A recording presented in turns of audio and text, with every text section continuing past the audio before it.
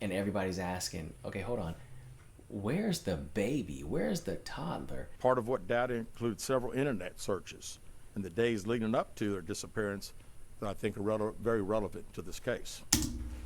So right now he's going to go over the internet searches that were found on her phone the days leading up to this case.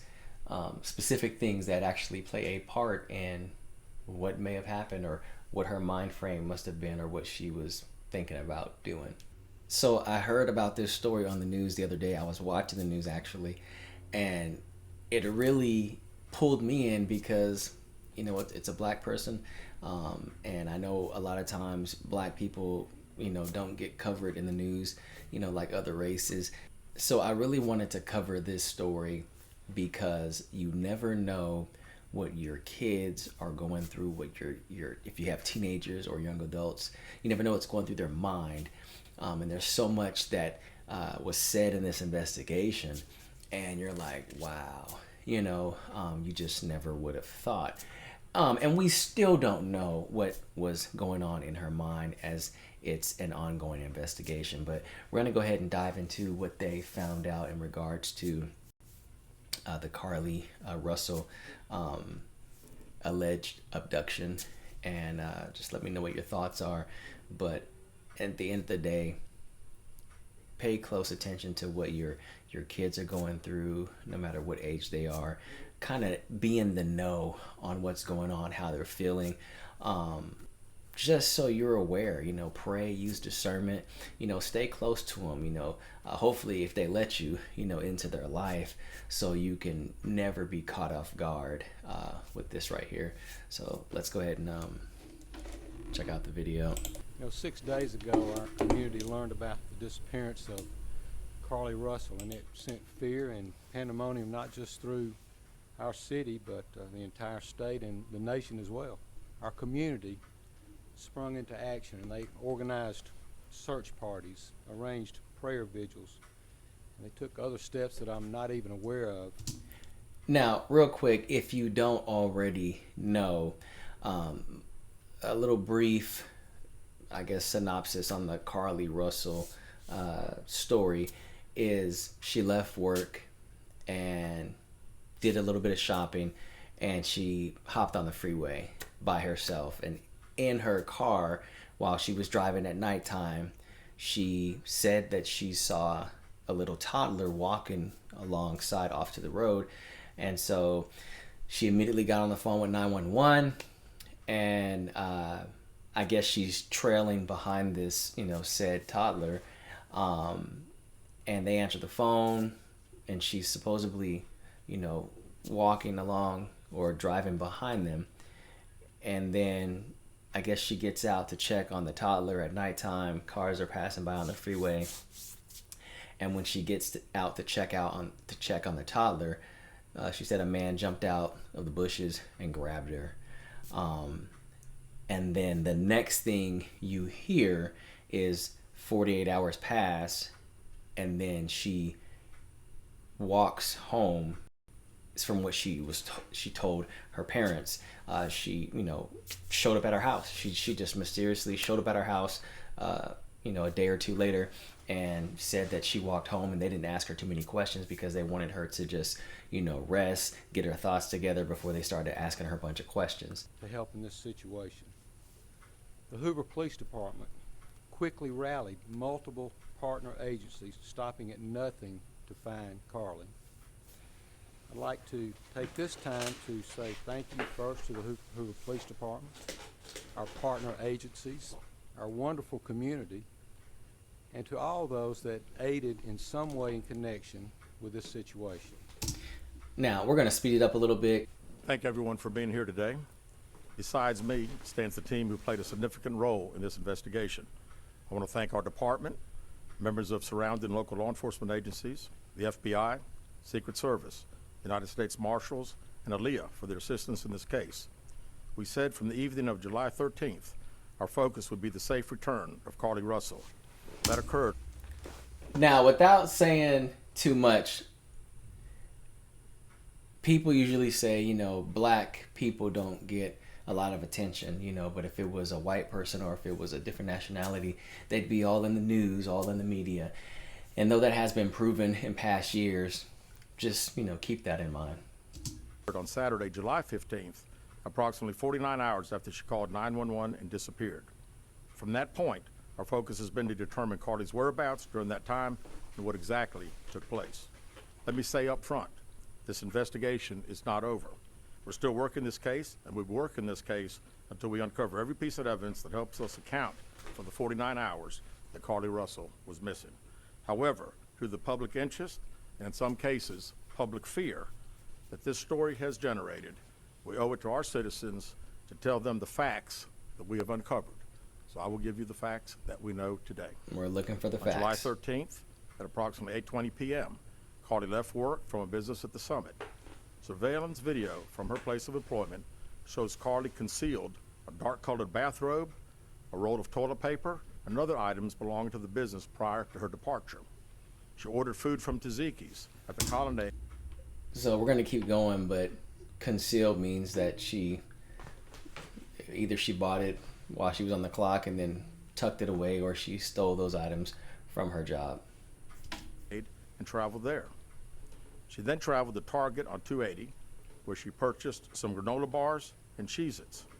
From there, she remained in the parking lot at that shopping center until 9:21 p.m. when she drove to I-459. Carlee communicated on her cell phone with individuals known to her while on her path of travel, up to the point of calling 911 at 9:34 p.m. And at this time, we will play the 911 call in its entirety. Hi, I am on Interstate 459, and there is a kid just walking by themselves. Where am I'm right next to the exit 10 by the Hoover egg, like to get off by the Hoover egg. Okay, so you're before that exit? Child on what's the right side? On the right side. Were they walking northbound or southbound? They're walking towards Tuscaloosa. Walking southbound, or how old do they look? Like a toddler, like maybe like 3 or 4. Did you pull up? Okay, now, I'm not trying to be judgmental. You know, we're going to go a little further in the video, but, you know, for being 46 years old, you know, as long as I've been living, right off the bat, it sounds like she's kind of making up stuff. And the reason why I say that is because if it's nighttime, I see a toddler on the road. I don't know, maybe it'd be different if I'm a guy or a girl, but I'm gonna be a little bit more frantic, you know. I'm on the freeway right now and there is a kid. I'm pulling over right now. I'm finna put this kid in my car, and I just want to let you know that there's a kid walking by himself. You know, she's answering the questions as if she's waiting for them to answer a certain question so she can give them a certain answer. You know, and it seems like she's trying to formulate her thoughts before she delivers the answer. But let's continue. Over with them? Are you still with them? Yes. Okay, are you with the child right now? No, I'm not. I didn't get out of the car. I can see them though. It's nighttime. I don't know if you've seen the video. Hopefully I'll try to put the video on this, you know, video that we're doing right now. I haven't got out the car, is what she said, but she's slowly going behind the kid who has a t-shirt on and diapers, which she hasn't mentioned yet. There's no way in the world. There's no way in the world. I don't care whose kid that is. At this point, the kid's life is more important than mine. You know, that's how I'm feeling. So I'm out the car. I'm to the kid with the phone in my hand. Do you mind staying and keeping an eye on them until we get there? Yeah, sure, yeah. Okay, what kind of car are you in? I'm in a red Mercedes-Benz. Is it a sedan or SUV? SUV. I mean, it's a sedan. Sorry. Can you put your hazards on for me? Yeah, they're on. Okay. Did you talk to the child at all, or did you say anything to them? No. Okay. No. Do they look like they're injured? No, they don't. Are they white, black, Hispanic, or Asian? They're white. Okay. Is it male or female? I think it's a boy, a little boy. Right now? Okay, so is he wearing clothes? Yes. Okay. What is he wearing?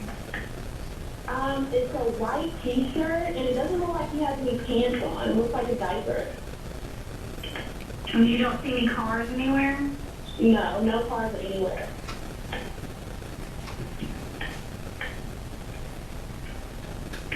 Okay. All right. What's your name? My name is Carlee Russell.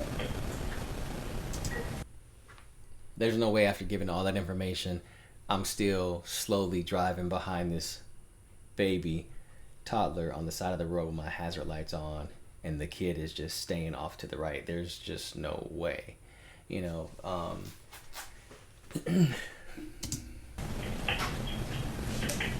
And you don't see any injuries on the child from where you're at, correct? No, but I can't really see them that good. Okay. Try to keep an eye on them for the best that you can, because I don't want you to lose track of them. Okay. All right. And do they have shoes on? No. Shoes? Nothing I can see. I can't really see that. Look. Okay. All right. I've got them on the way, okay? Just try to keep an eye on them, but the officers are on the way, okay? Okay, thanks. Thank you. Okay, bye. Traffic camera footage was obtained which depicted this portion of the incident, and that footage was analyzed as part of the investigation in conjunction with the 911 call and cell phone data to accurately determine the time frame. Carlee's 911 call remains the only report of a child on the interstate, despite numerous vehicles passing through the area at that time. No one has called to report that a child is missing, and the Hoover Police Department did not locate any evidence of a small child. Now, just because no one called to say that a child was missing doesn't mean that a child wasn't walking on the street. You know, I'm trying to give her the benefit of the doubt, you know, but no other cars passing along that freeway. You would think, especially if I'm showing this clip, her hazard lights on, she's driving slow. You don't see a kid in front of her. You don't see a toddler in front of her. You see all these cars passing.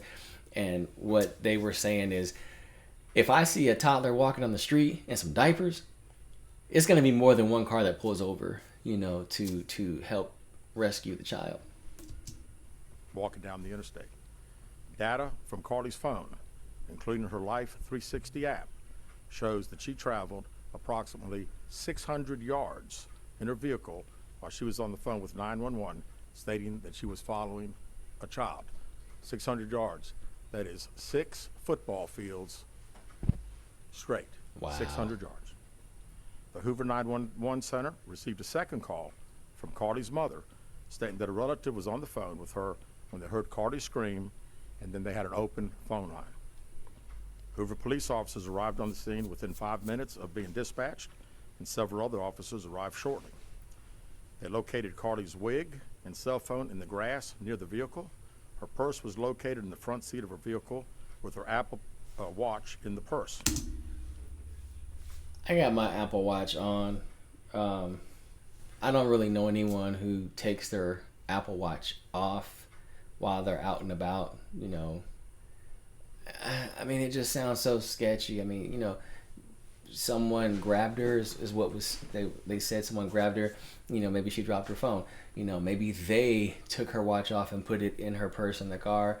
That's the only thing I can think of. You know, I don't see anyone, you know, not having their watch on them. And, you know, it seems like something she was trying to do, but you'll hear some stuff here in just a second. The food she ordered for Tzatziki's was also in the car.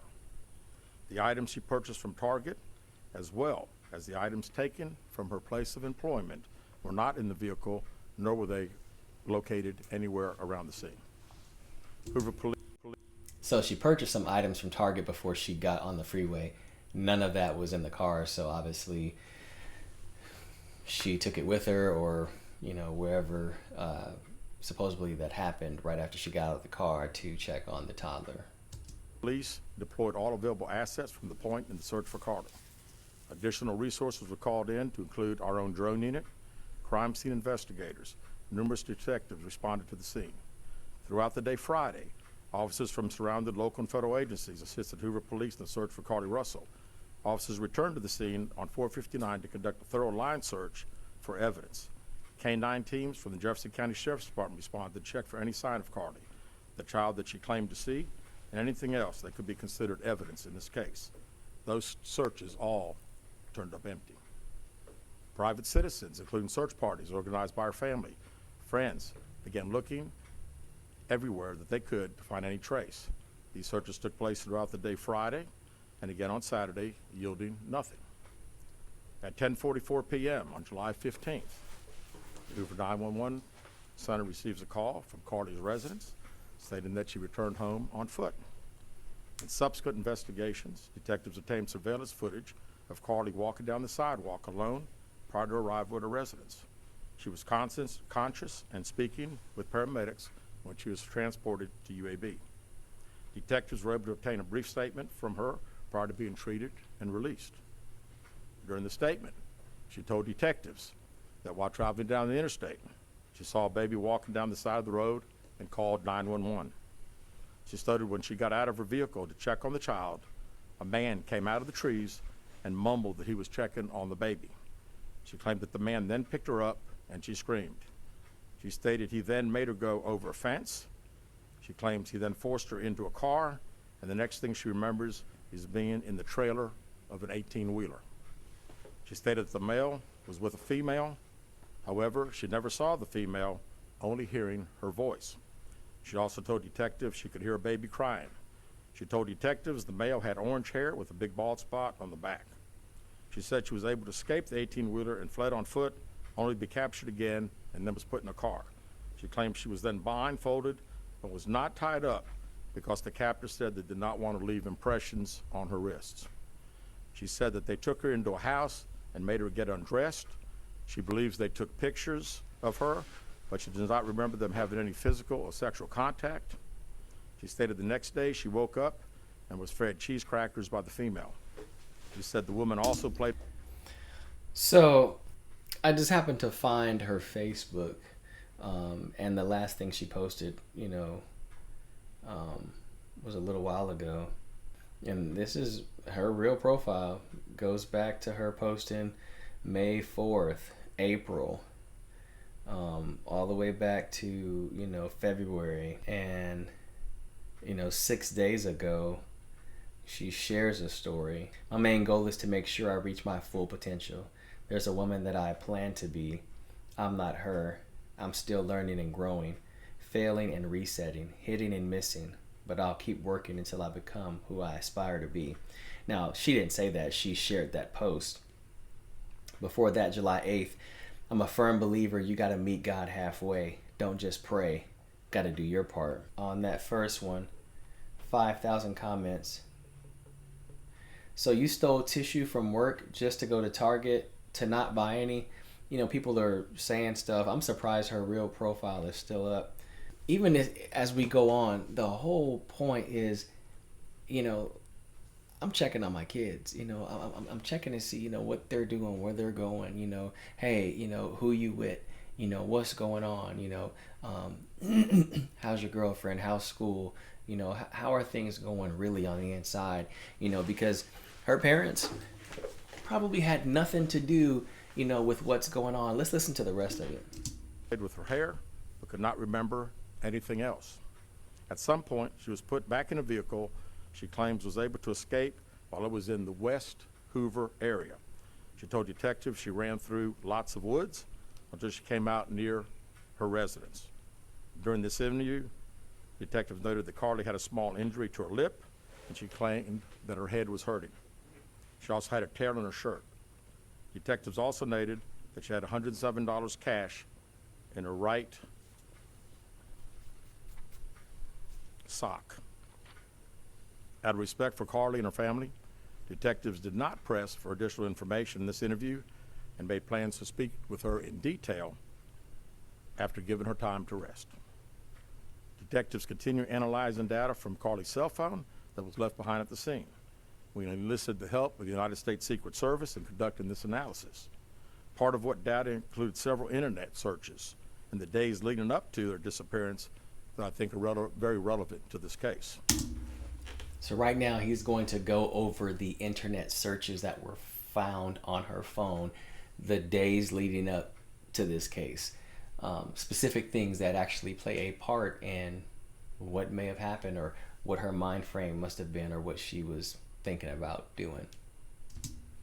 On July 11th at 7:30 a.m., the term, "You have to pay for an Amber Alert," was searched. On July 13th at 1:03 a.m., the day of her disappearance, the term, "How to take money from a register without being caught," was searched. Now, I don't know if you remember, but he just said when they found her, $107 or $170 was found in her sock. So one of the searches the day of, the morning of, bright early in the morning, was how to take money from a register without being caught. On July 13th at 2:13 a.m., the day of her disappearance, the term Birmingham bus station was searched.